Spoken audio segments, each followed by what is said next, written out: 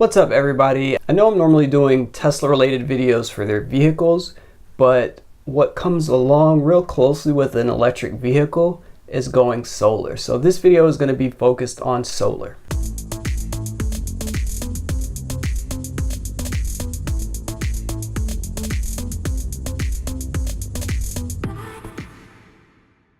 So if this is your first time finding my channel, thanks for watching. I normally do Tesla related videos, as I said. This one's focused on solar and I'll be doing more solar videos in the future. If you'd like, subscribe, hit the bell icon so you can receive notification for my future videos. Like this video and share it with your friends. Okay, so we'll be looking to possibly do solar on our home in the future. So what I'm gonna do first is some research. And that's where I'm going to lead into now, is just some of the research I've done looking into solar for our home here in Missouri. So of course, being a Tesla fanatic, the first place I am going to come to look will be Tesla. So this is from tesla.com. You click on the energy link and it brings you here. And they have a decent amount of information available about Tesla energy.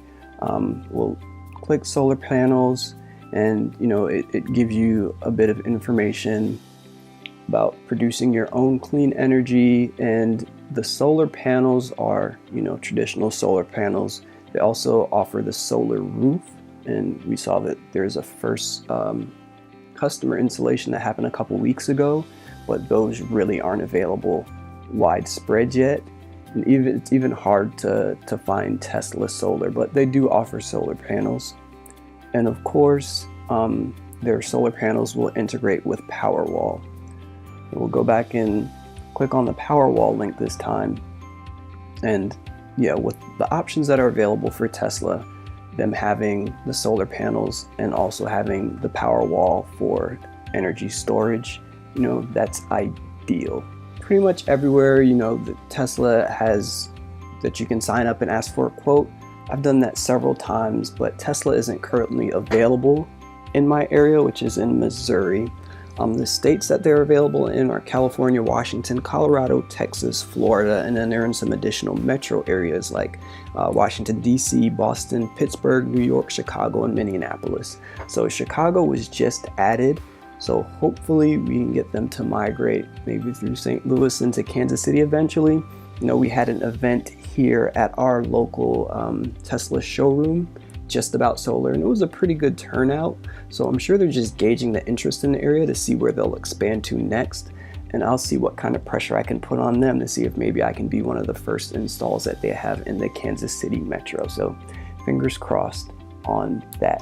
So outside of going directly to Tesla, there are plenty of other resources that you can use.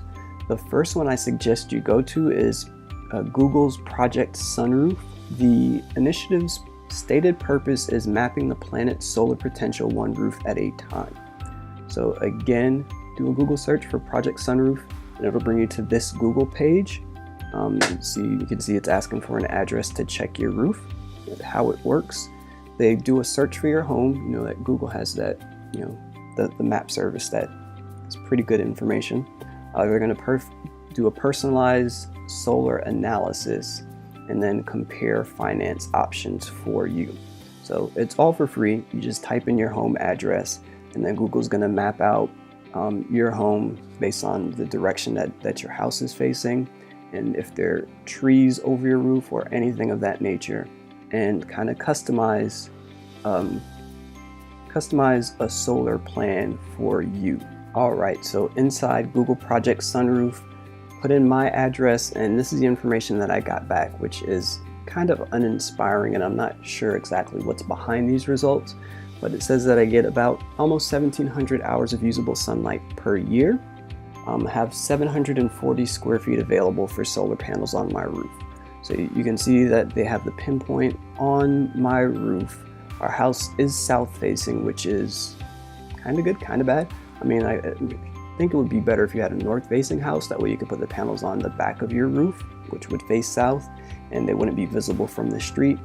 If that's not a big deal to you, then it doesn't really matter which direction your house faces. But for appearance wise, yeah, it's better if your house is north facing. so that you can put the panels on the rear of your roof. But I don't know, maybe it's because our roofs are pretty steep here in the Midwest, or some of the angles. It says that I only have 740 square feet available for solar panels. With that in mind, we're probably going to look at putting panels on the west and the east sides of our houses, on the sides. And of course, in the morning and the evening, one side would get more, one side would get less. But still, just to have more than 740 square feet available for panels, I think that would make sense. So if I scroll down, put that our average electric bill is about $175 a month. That's with one electric vehicle. We charge the Tesla overnight.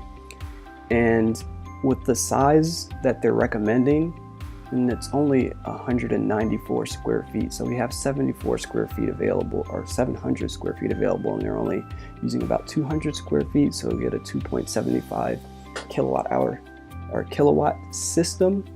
And that's only going to cover 21% of our costs. Not even take a full car off of the road for a year. And it says 3.1 metric tons of carbon dioxide. So come down and look at the loan options. So 0% upfront, and it'd be $300 a year, which is less than 30 bucks a month, and $5,000 over 20 years.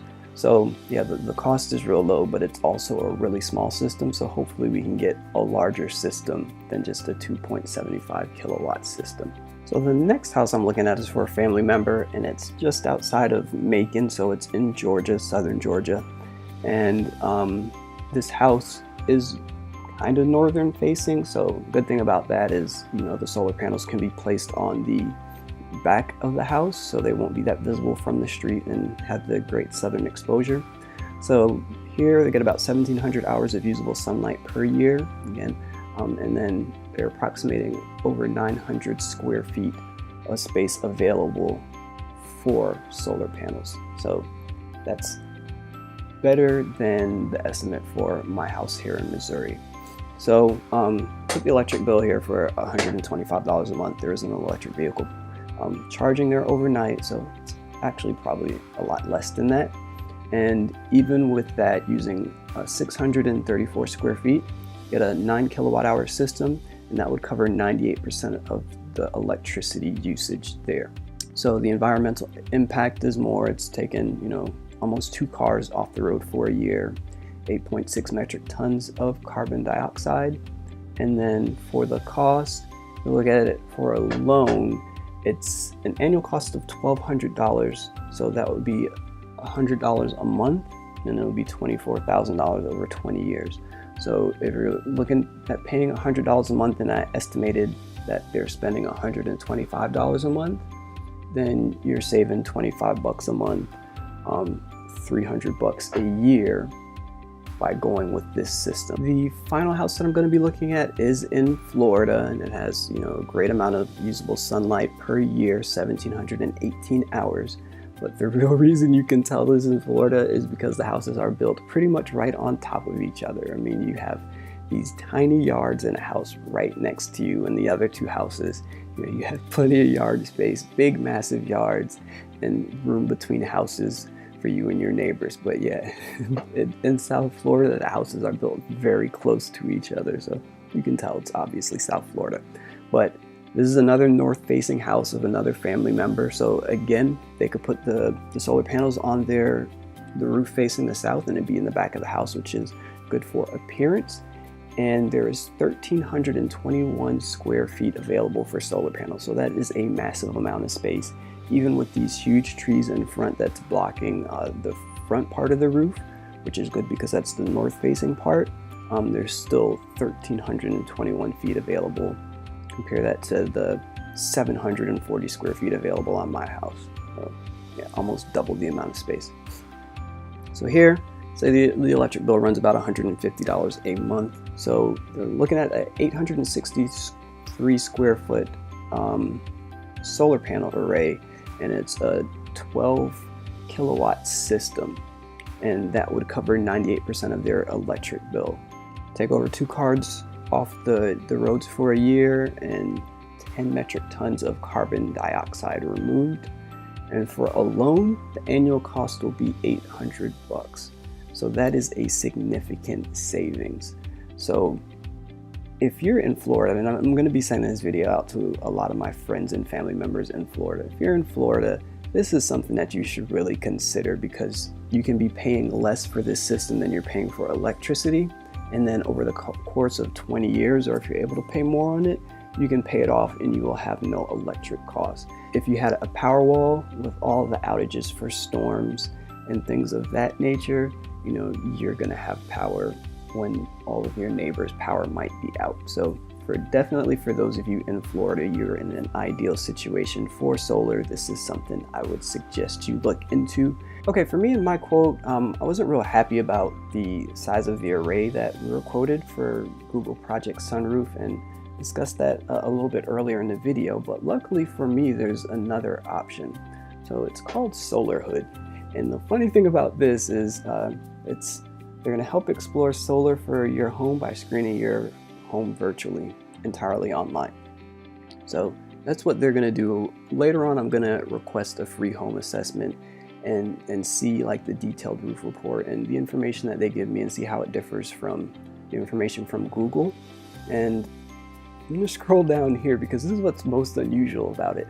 It's available in 2 metros right now, Portland and Kansas City. I will actually be doing this at some point in the future, and I'll do a video on that as well. So for those of you who are in Kansas City, the Kansas City metro, or if anybody is in Portland, check out Solar Hood. For now, this is something I will be doing a video on in the future, and it's good because I don't like the information that I received from Google's project.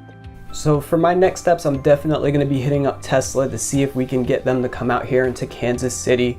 But if you live in one of the areas that Tesla is available, I have my referral link in the description. You can use that to sign up and ask them for a customized quote. I have family in Florida, family in Georgia. I'm sure I'll be sending this video to you directly, but especially those of you in Florida, this is something that you can really take advantage of. Pay less per month and not have to rely on FPL for your electricity. So that's a great deal. If you use my referral link, you can also extend the warranty on your Tesla solar systems. So check it out, do your research, and hopefully you can get solar on your roof pretty soon. And as always, I'd like to thank you for watching, and I'll catch you next time.